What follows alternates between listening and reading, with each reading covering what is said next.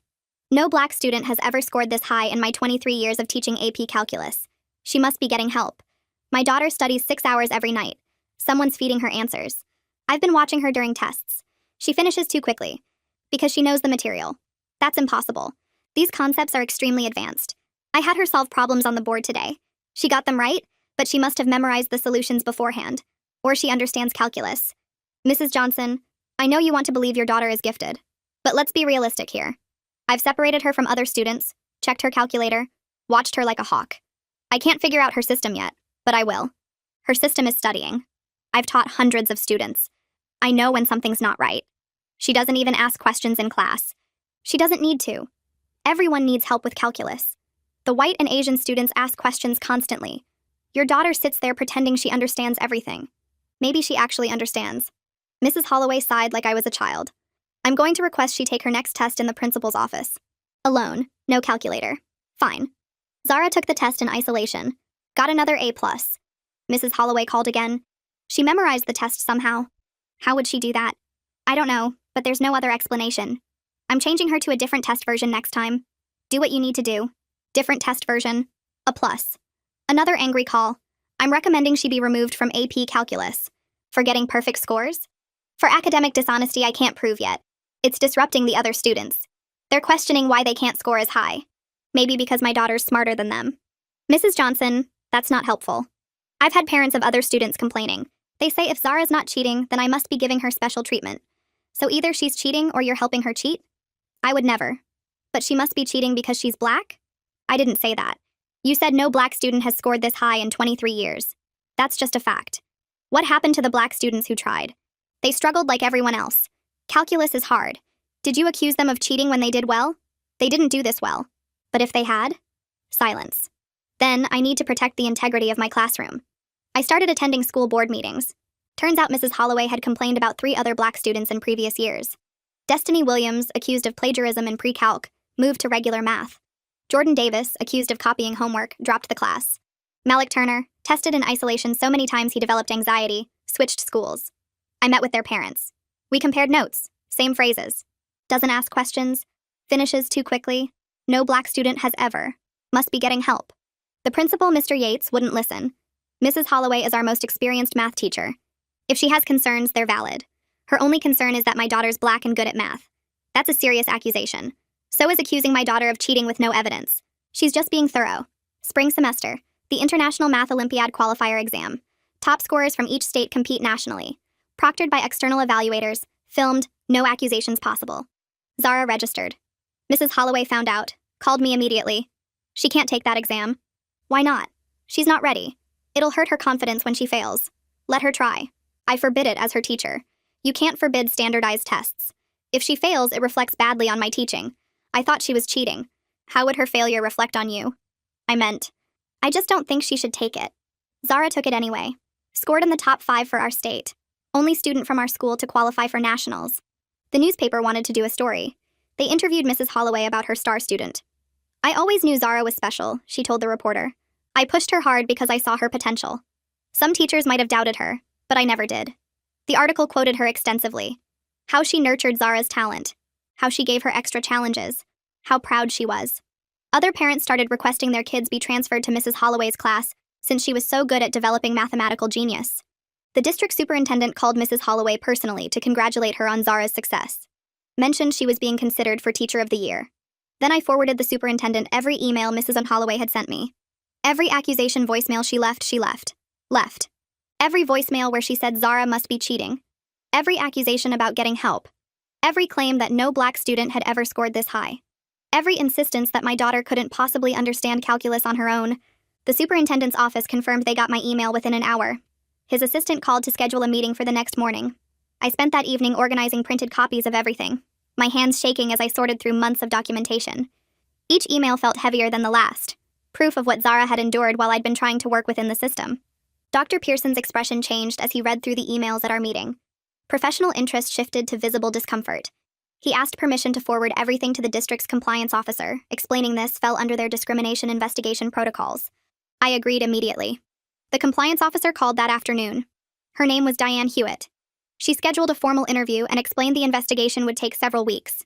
She asked me not to discuss details publicly, while they gathered information from multiple sources.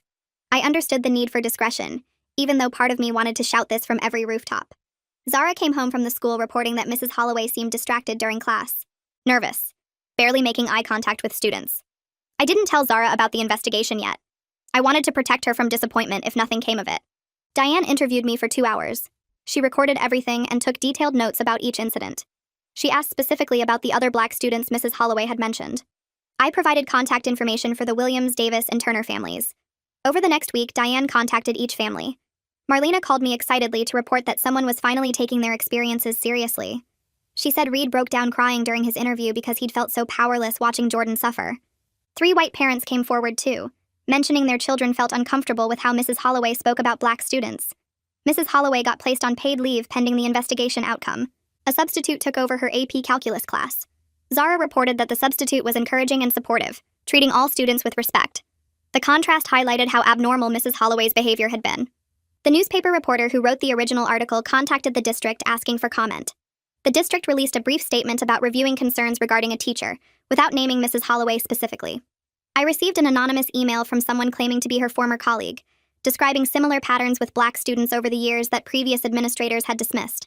The person was afraid to come forward publicly, but wanted me to know this had been happening for a long time. Diane scheduled a follow-up interview to discuss the anonymous email. She asked if I knew of any other witnesses. I mentioned the white parents who recently came forward and suggested she speak with current and former students directly. The investigation expanded to include dozens of interviews. A pattern emerged of Mrs. Holloway treating black students with suspicion, while praising white and Asian students for the same achievements. Several students described her making comments about who naturally excels at mathematics. 3 weeks in, Diane interviewed Mrs. Holloway.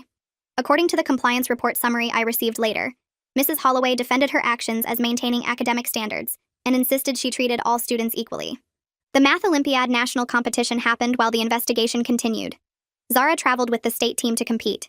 She performed well, though didn't place in the top 10 nationally. Being around other mathematically gifted students who respected her abilities helped heal some of the damage from Mrs. Holloway's treatment. The school board held a closed session to review preliminary findings while Zara was at nationals. Marlena, Reed, and I attended the public comment period beforehand. Each of us spoke for 3 minutes about our children's experiences. The board didn't make immediate decisions, but scheduled a follow-up session for 2 weeks later. The board president acknowledged the investigation revealed concerning patterns that required careful consideration and appropriate response. Mrs. Holloway's lawyer sent a letter threatening legal action if she got terminated. The letter argued her teaching methods were protected by academic freedom, and the investigation was biased. The district's legal team reviewed the evidence and determined the discrimination case was strong enough to withstand challenge. Zara struggled with anxiety as the school year wound down. She had nightmares about being accused of cheating. She felt like she had to prove herself constantly. I found her a therapist who specialized in helping students of color process experiences with racism in educational settings. The therapy helped Zara articulate feelings she'd been suppressing all year.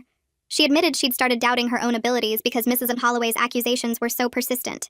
Hearing her say this broke my heart and strengthened my resolve to see this through. 4 weeks after the investigation began, Diane completed her report and submitted it to the superintendent with recommendations. She found substantial evidence of discriminatory treatment based on race. She recommended formal disciplinary action, including mandatory training and probationary status. Dr. Pearson scheduled another meeting with me to discuss findings before making them public. He acknowledged the district failed these students by not investigating the pattern earlier. He apologized directly for the harm caused to Zara and the other families. He explained Mrs. Holloway would face formal reprimand, mandatory bias training, loss of her AP Calculus assignment, and 2 years probationary status with regular classroom observations.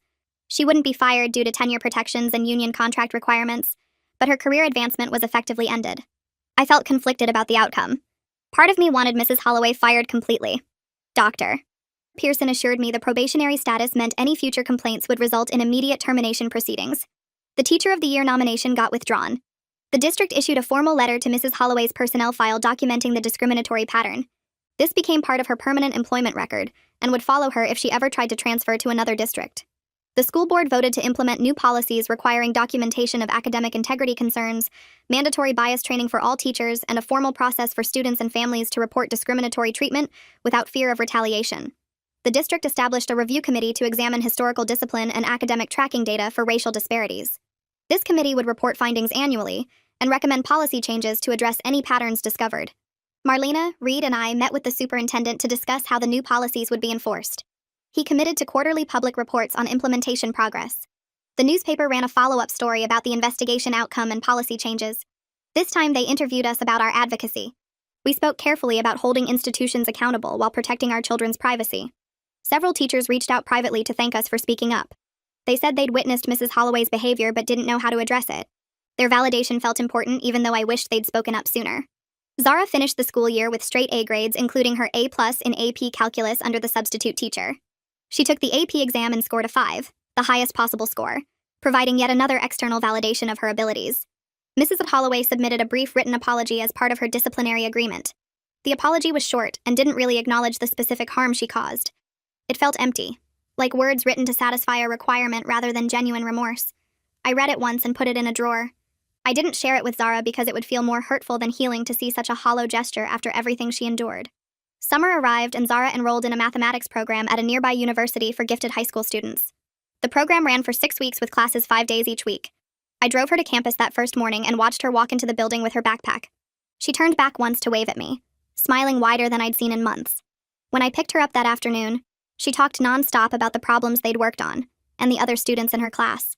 She made friends with students who shared her passion for math, kids who understood what it felt like to see patterns in numbers and get excited about proofs. The environment celebrated her abilities rather than questioned them. She came home energized instead of drained. August brought the launch of the district's bias training program. All teachers had to complete it before the new school year started. The curriculum specifically addressed assumptions about student abilities based on race and the harm caused by unexamined biases. The training included case studies that looked familiar, though names were changed. I wondered if teachers recognized the patterns from their own schools. Marlena called me one afternoon in late August. Destiny had decided to return to advanced math classes for her senior year. She felt more confident that the new policies would protect her. Marlena's voice shook with emotion as she told me. This felt like a meaningful victory, even though Destiny had lost 2 years of advanced coursework she could never get back. Reed called a few days later with different news. Jordan chose to stay in regular math and focus on other subjects where he felt more confident. Reed respected that decision. Not every student wants to return to the environment where they were harmed. That's valid too. Jordan found his passion in history and literature instead. He was thriving in those classes. Malik's family decided not to participate beyond their initial interview. They chose to move forward at his new school rather than revisit trauma. I understood their choice even though part of me wished we'd had their voices as part of the public record.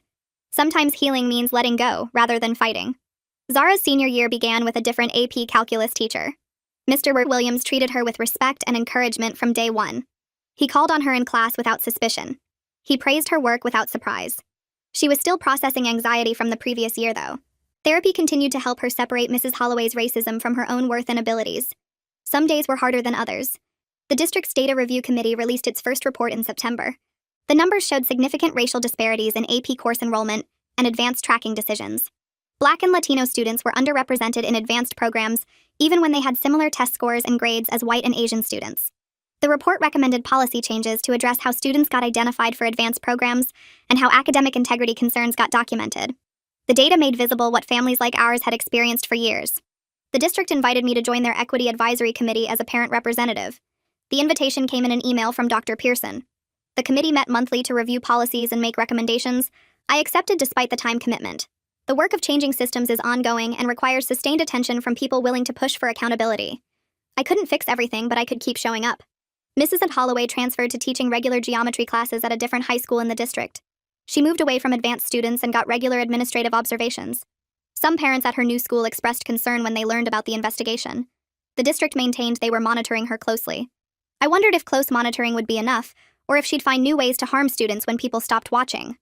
Zara started working on college applications in September, spending weekends at the kitchen table with her laptop open to application portals. She wrote essay after essay about her passion for mathematics, but the words felt incomplete without acknowledging what she'd survived to get here. The first draft avoided mentioning Mrs. Holloway entirely, focusing only on her love of problem-solving and abstract thinking. She showed it to me and asked if it felt honest. I told her the truth matters, even when it's hard to write about.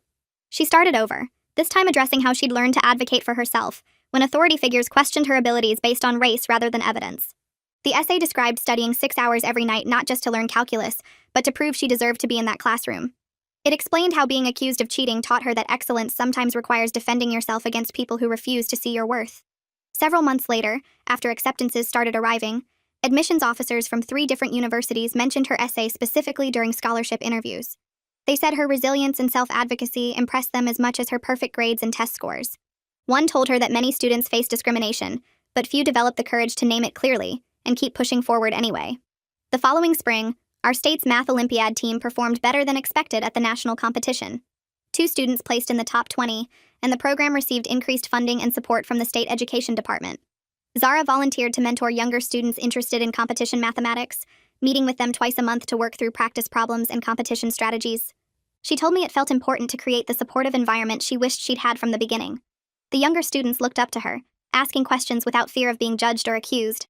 She encouraged them to trust their abilities and speak up when they knew the answer. Watching her help a nervous freshman work through a complex proof, I saw her transform pain into purpose. The mentoring gave her a way to take something harmful and use it to help others avoid similar experiences. 3 months into the new school year, Diane called me on a Tuesday afternoon.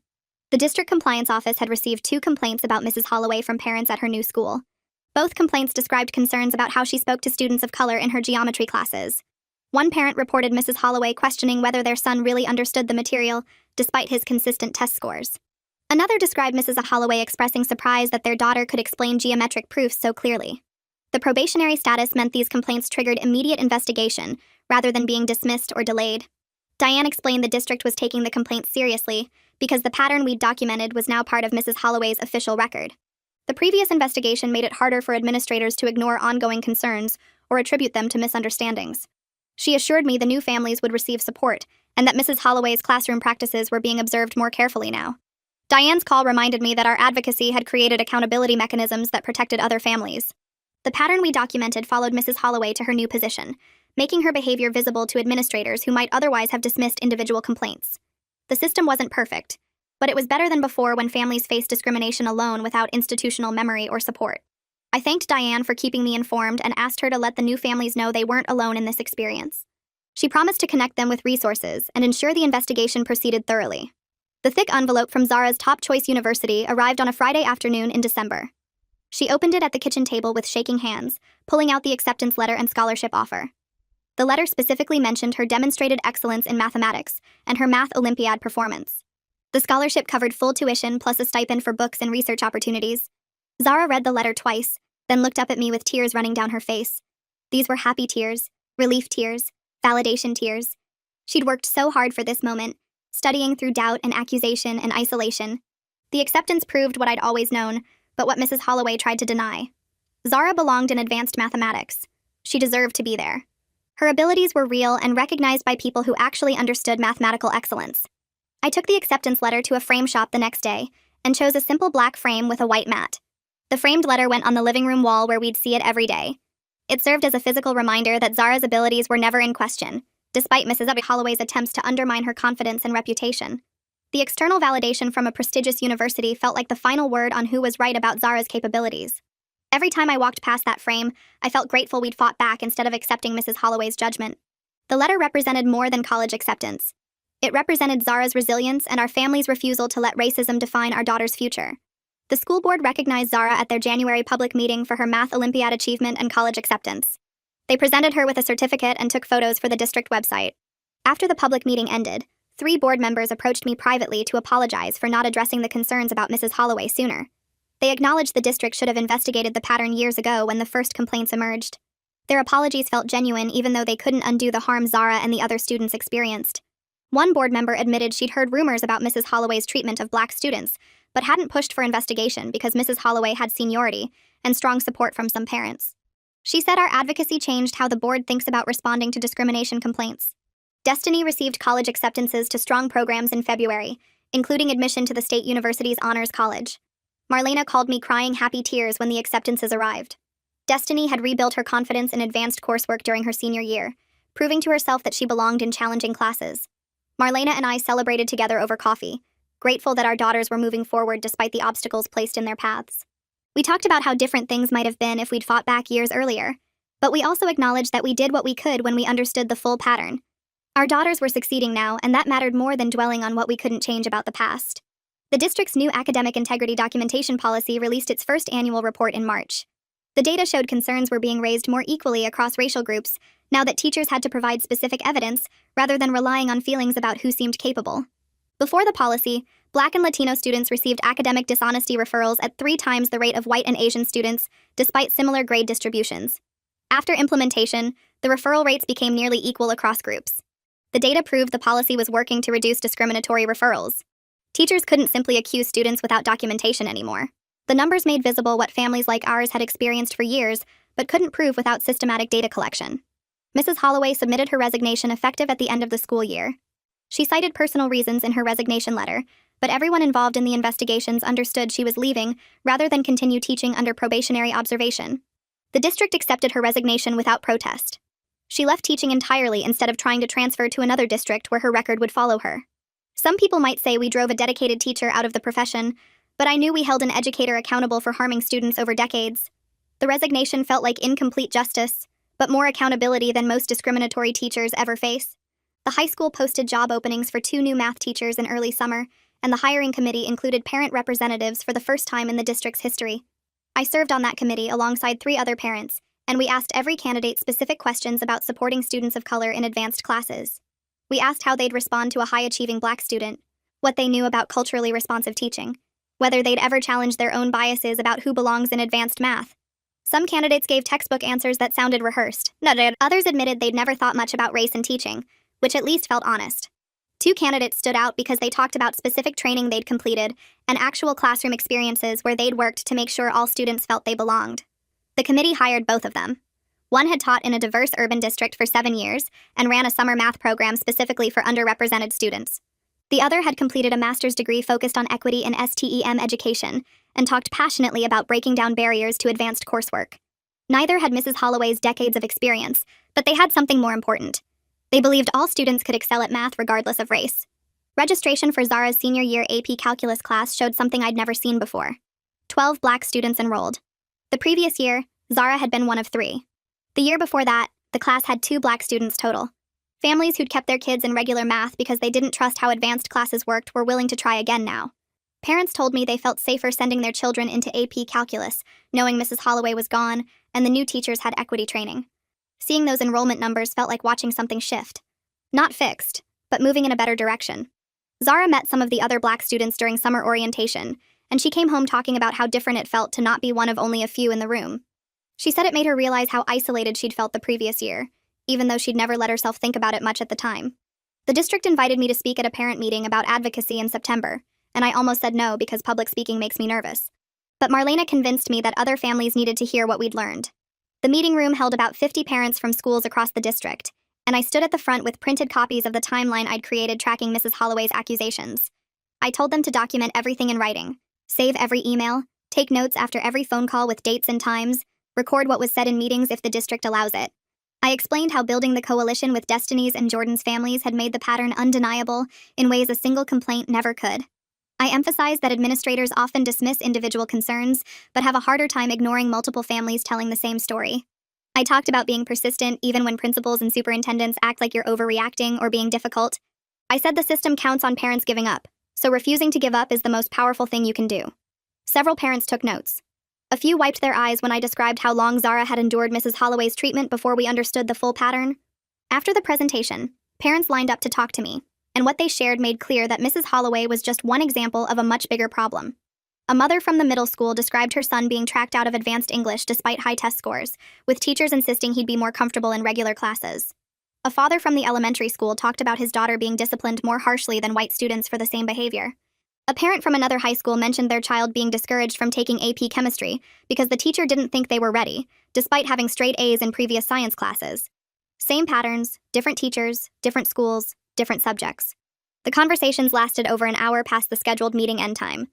We exchanged contact information and talked about staying connected to address issues as they came up. I drove home that night understanding that the fight with Mrs. Holloway had been one battle in a war that wouldn't end anytime soon. The work of changing systems required constant attention from people willing to push back against discrimination wherever it appeared.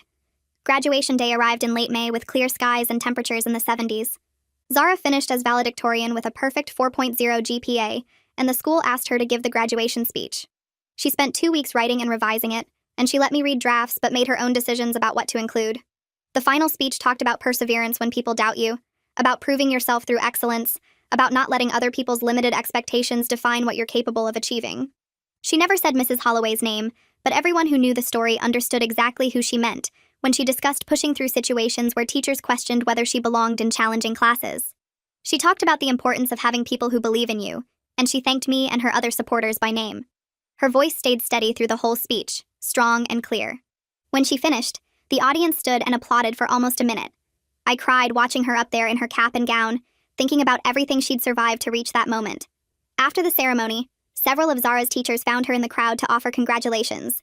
Her chemistry teacher hugged her and said she'd been an absolute joy to teach. Her English teacher told her the college she was attending was lucky to have her. Her new calculus teacher, one of the ones hired to replace Mrs. Holloway, said Zara had set a standard of excellence that inspired the whole class. The math department chair pulled Zara aside and apologized for not recognizing Mrs. Holloway's pattern sooner, saying the department should have protected students better. Each conversation seemed to help balance out some of the damage from the teacher who'd spent a year trying to tear Zara down.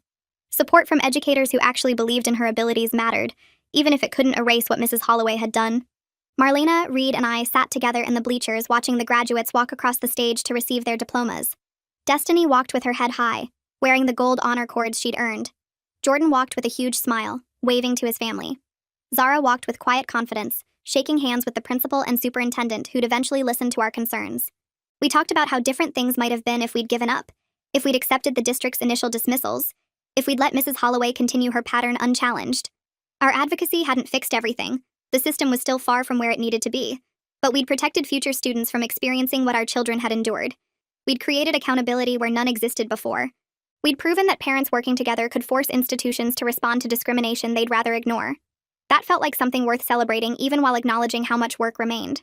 The summer before college, Zara got a job as a teaching assistant in a mathematics program for middle school students of color. The program ran for 6 weeks at a community center, focusing on building confidence and skills in students who'd been told they weren't math people. Zara worked with small groups, helping them solve problems and showing them that making mistakes was part of learning. She came home energized most days, talking about breakthroughs students had, or funny things kids said.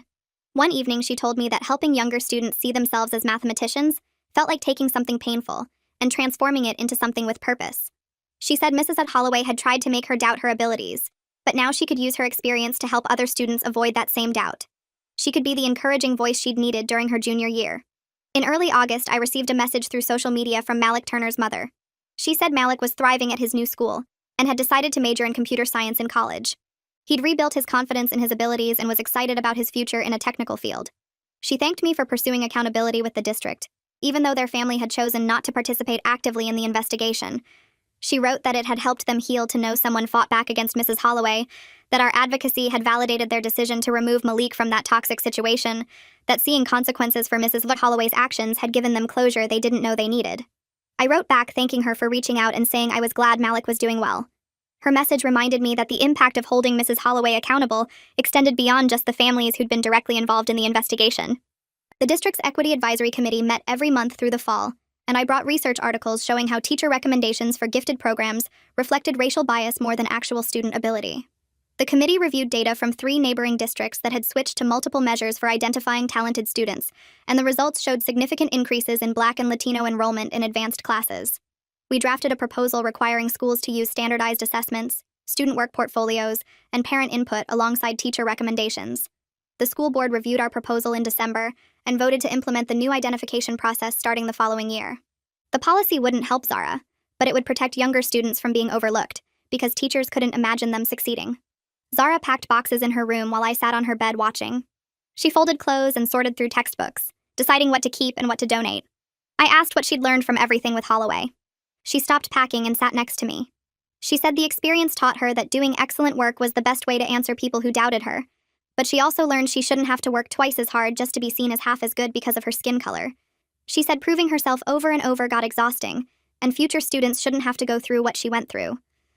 Her voice stayed steady, but I saw how much the year had cost her. I told her she was right about both things.